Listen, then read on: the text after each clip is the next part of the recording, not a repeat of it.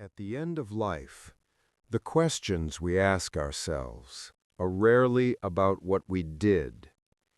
They are almost always about what we didn't do.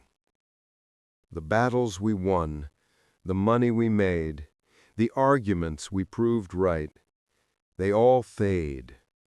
What remains in sharp, painful focus are the moments we missed, the words we didn't say, the risks we didn't take.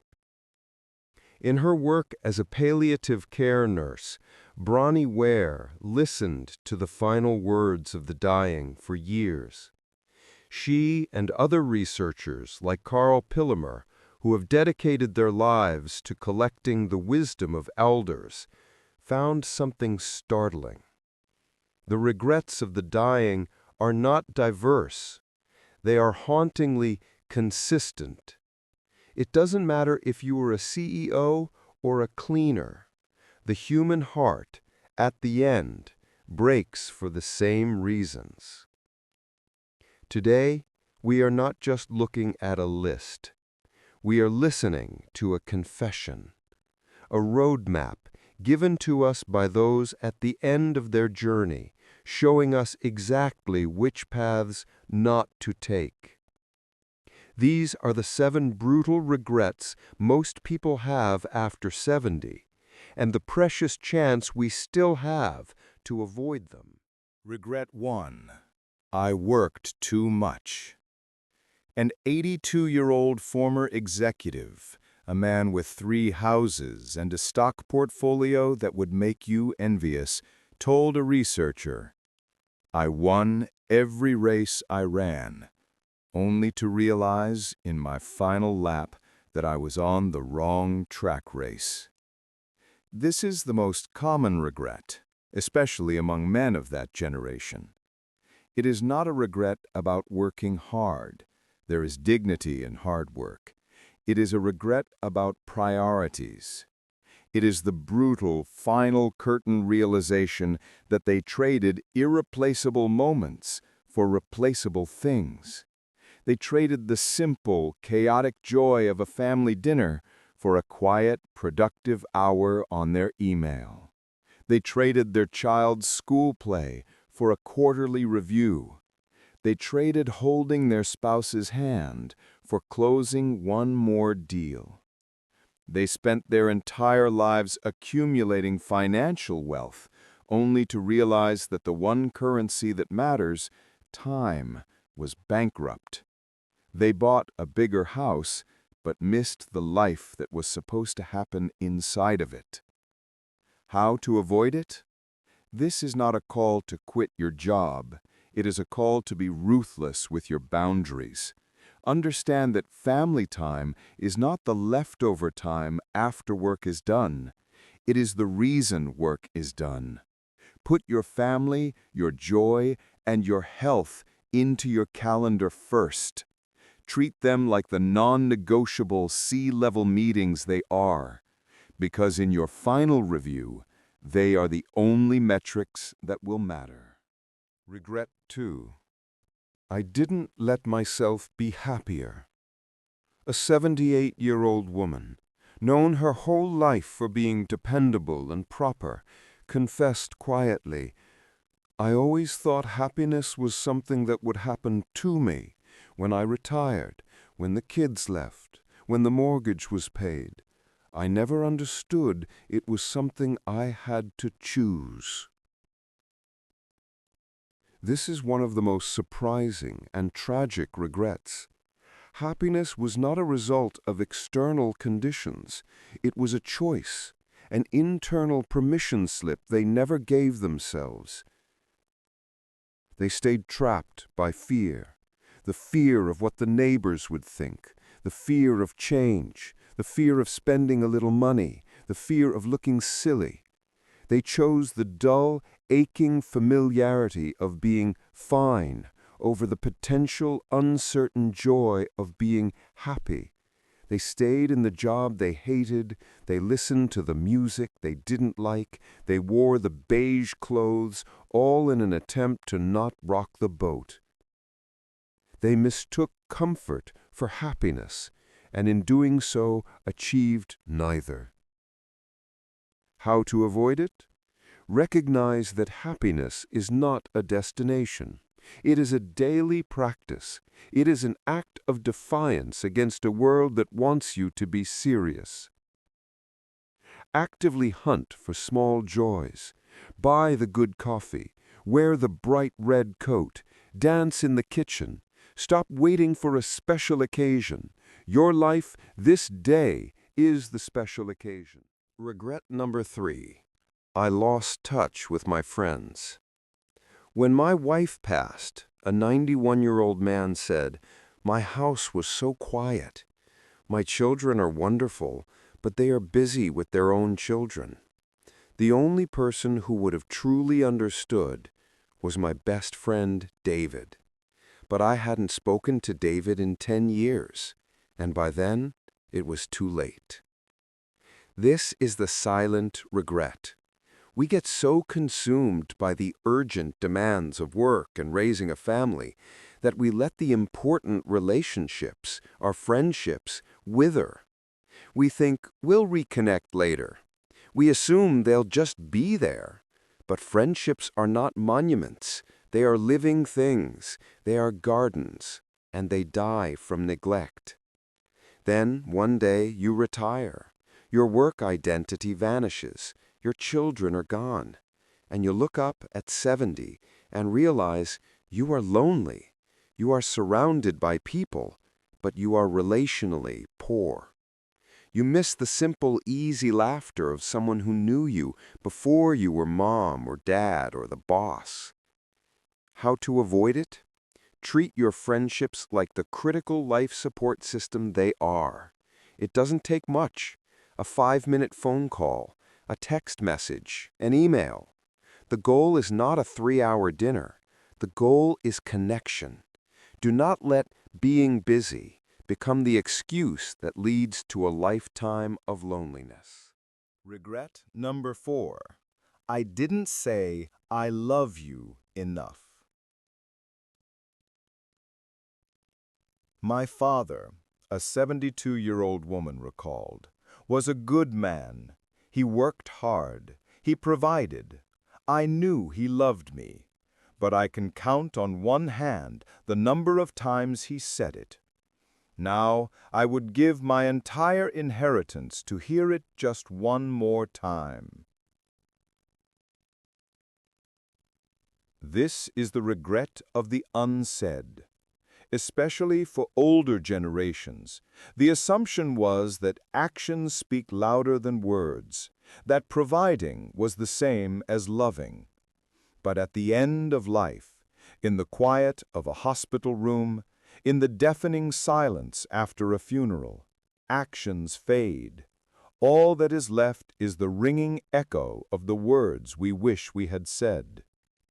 We assume our loved ones know, but knowing is not the same as hearing. Knowing is in the head. Hearing is in the heart. We withhold those 3 simple words, "I love you," as if they are a limited resource. We wait for the perfect moment, the grand gesture. How to avoid it? Say it. Say it every day. Say it when you're happy. Say it when you're annoyed. Make it the last thing you say when you end a phone call. Make it the first thing you say in the morning. Say it until it becomes as normal, as necessary, and as natural as breathing. Because one day your breath will run out, and you will be so grateful that your words did not. Regret number 5. I lived the life others expected of me. This, according to Nurse Bronnie Ware, was the most common regret. I spent 50 years as a banker. I was good at it. I made my father proud. But all I ever wanted was a park ranger. This is the brutal regret, the one that whispers, "You missed it. You missed your one life." This is the regret of the people pleaser. The one who chose a career to please their parents. The one who stayed in a passionless marriage for the sake of the children. The one who never moved to the city they dreamed of because it wasn't practical. They honored everyone's dreams but their own. And when they finally get to 70 or 80, and all the expectors are gone, they are left alone, with a life that doesn't even feel like it belongs to them. How to avoid it? This is the hardest one. It requires courage. You must, at some point, disappoint someone to be true to yourself. Conduct a life audit. Ask yourself, is this my dream or am I an actor in someone else's play? It is better to live a life that looks strange to others but feels true to you, than to live a life that is applauded by everyone but is to you a lie. Regret number 6. I didn't take care of my body. We all thought we were invincible, said a 74-year-old in a wheelchair, looking out at a golf course. We smoked, we drank, we ate junk. We thought old age was something that happened to other people. Now, I have all the money in the world to play that game, but my body won't let me walk to the first tee. This is the regret of neglect. For 50 years, we treat our bodies like rented mules. We sacrifice sleep for deadlines. We sacrifice nutrition for convenience. We treat health as something that is given, not something that is built. Then, at 65 or 70, the bill comes due. The money we spent our whole lives earning now goes to pay for the health we spent our whole lives ignoring. The ultimate bitter irony is that all the success in the world is meaningless when you are trapped in a body that is a prison of your own making. How to avoid it? Think of your health as your most important retirement account. Every healthy meal is a deposit. Every walk is a deposit. Every good night's sleep is a deposit. You are not giving up things. You are investing in your future freedom. You are investing in the ability to play with your grandchildren, to travel, to be independent. Regret number 7.